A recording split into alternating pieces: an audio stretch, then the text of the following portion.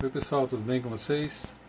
Hoje nós vamos falar um pouquinho sobre modelos atômicos, né? Então, fala de átomos, a evolução dos modelos, né? Como que surgiu, onde que surgiu essas ideias e como que é o modelo atual, o modelo contemporâneo que é utilizado pela ciência.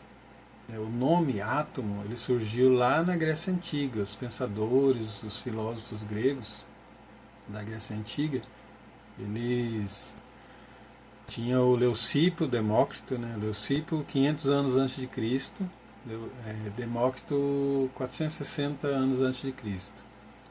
Eles levantaram a hipótese que era improvável a matéria ser dividida eternamente. Né? O que isso significa? Eles embasaram seus conceitos na seguinte ideia: se a matéria fosse sendo dividida gradativamente, ela ia formar partículas menores. Então ia chegar um momento em que o tamanho da partícula, resultado da divisão, ela ficaria tão pequena que não seria possível dividir mais. Então essa seria a menor composição da matéria, certo? Mas isso era uma ideia teórica, né? Eles não conseguiram comprovar, né, as suas ideias. Essas ideias elas acabaram ficando abandonadas durante muito tempo. Eles não dispunham de equipamento. Qual que é a principal diferença entre um pensador lá da Grécia Antiga e um cientista do mundo contemporâneo? Dentre muitas outras diferenças, a principal é equipamento, né? Porque ainda é observação, investigação, né, experimentação. É embasado nisso que a ciência ela vai avançando, né? Vai avançando nas ideias que foram sendo construídas anteriormente.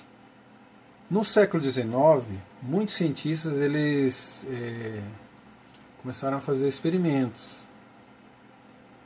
mas não conseguiram chegar ainda na menor composição da matéria, né? Eles conseguiam até estipular a proporção, né, a lei da conservação de massa de Lavoisier. Essa investigação ela sempre foi feita baseada no método científico, né? Então os cientistas eles usavam informações de descobertas anteriores, pegavam e elaboravam suas hipóteses, né?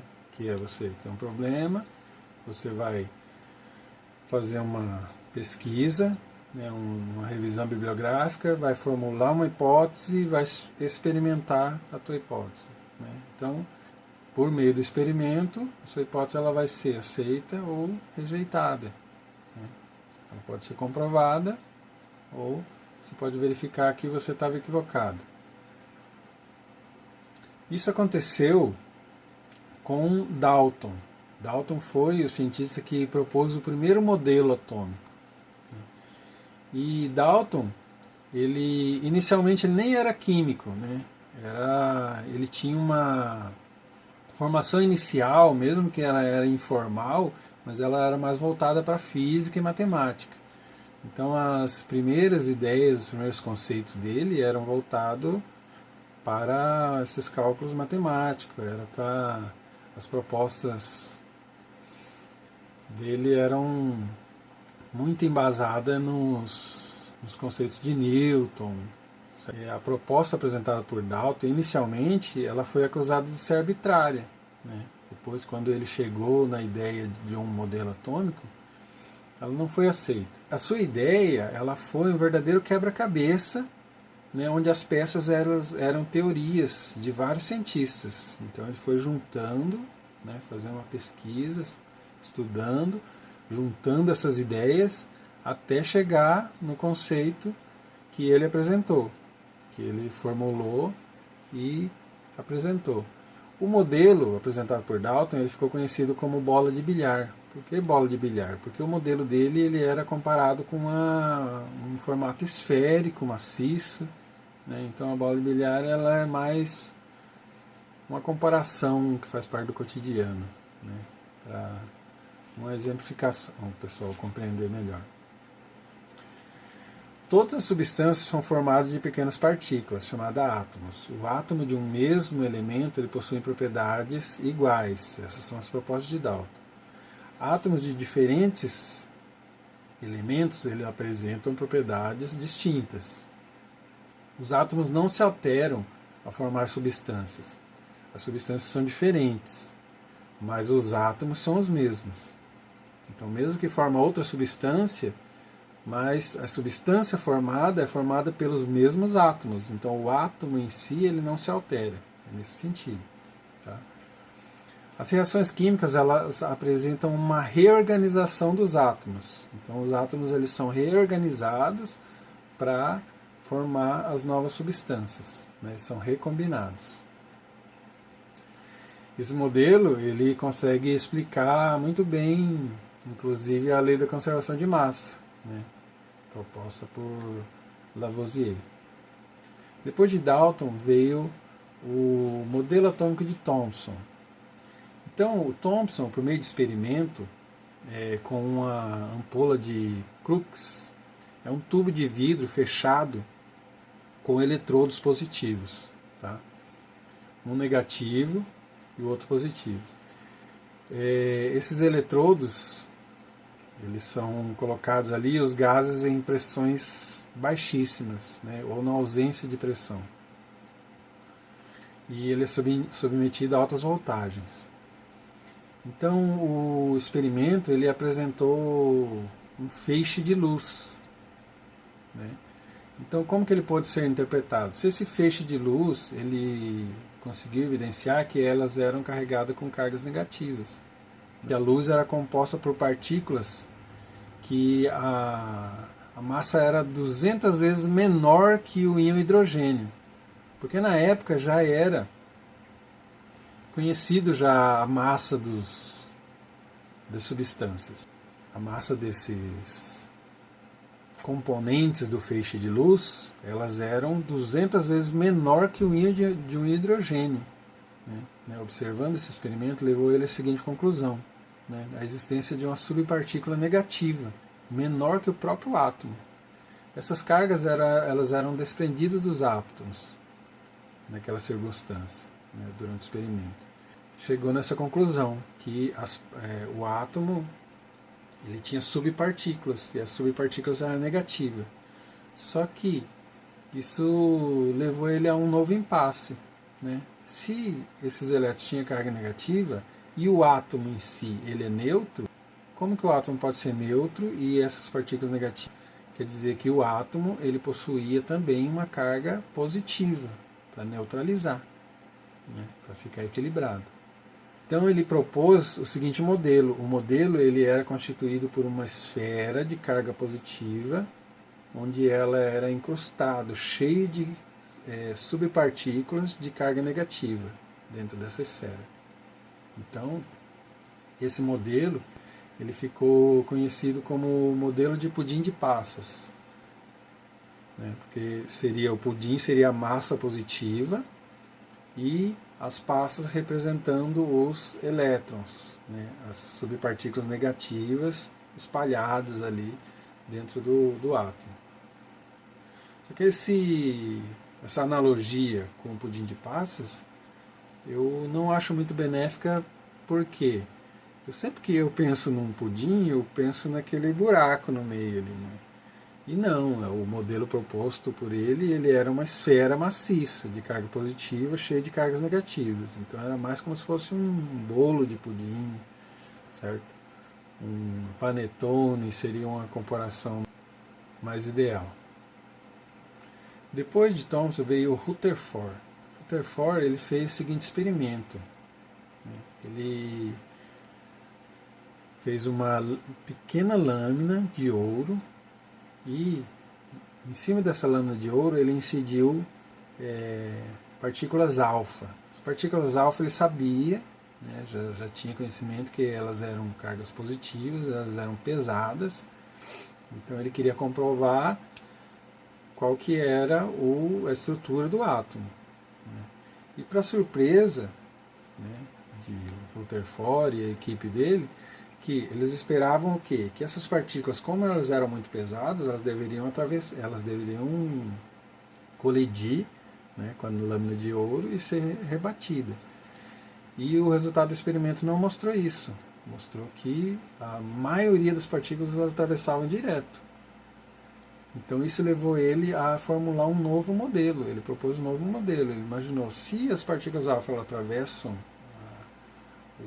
o ouro direto, o ouro que é um material maciço, então isso significa que o átomo ele não é uma esfera maciça, ele não é o pudim de passas, né, que é aquela esfera, assim que propôs Thomson. Então Rutherford ele elaborou um novo modelo. Elaborou um modelo onde tinha o núcleo positivo e os elétrons circulando esse núcleo. Entre o núcleo e os elétrons era um espaço vazio.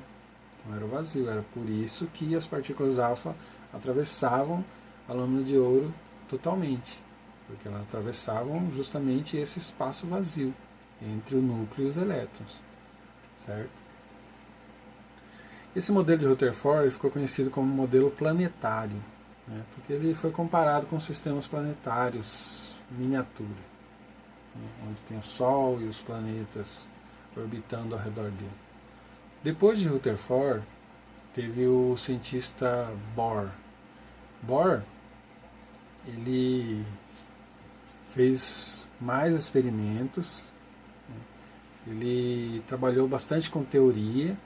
Também ele se embasou na ideia de vários cientistas, né, juntou todas essas informações até chegar na seguinte conclusão, que os átomos eles não estavam ali orbitando numa região única.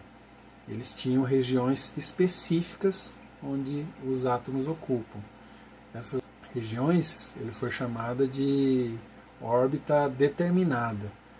Então a grande proposta de Bohr foi a quantização da energia. Quer dizer que a energia ela vinha em pacotes, ela tinha valores específicos. Então os elétrons ele pode ocupar, ela pode inclusive saltar de um nível para outro, mas ele jamais vai ocupar um nível intermediário. Então se ele absorver energia suficiente, ele iria saltar para um nível, né, superior e depois ele voltaria. Então, ele ia saltar para um próximo nível. Quando ele liberar a energia, ele voltaria ao seu estado inicial. Então a energia é quantizada, ela vem em pacotes, ela tem valores específicos, né? E esse modelo ele foi conhecido como os níveis de energia. Então tem os níveis, essas camadas foram chamadas de K, L, M, N, O, P, Q, que são as 7 camadas possíveis, né, dos átomos conhecidos, certo? Então o átomo ele ocupa um nível energético, né, específico. A primeira vez que as ideias de Bohr foram amplamente discutidas foi numa reunião da Associação Britânica em 1913. E assim como as outras propostas, né, ela demorou a ser aceita, né? A consolidação desse modelo foi aumentando, né, de acordo com que os cientistas iam fazendo mais experimentos, utilizando essa ideia, e ele ia sendo comprovado, ia ganhando cada vez mais força. Depois disso, ainda tem um outro cientista, Chadwick, né?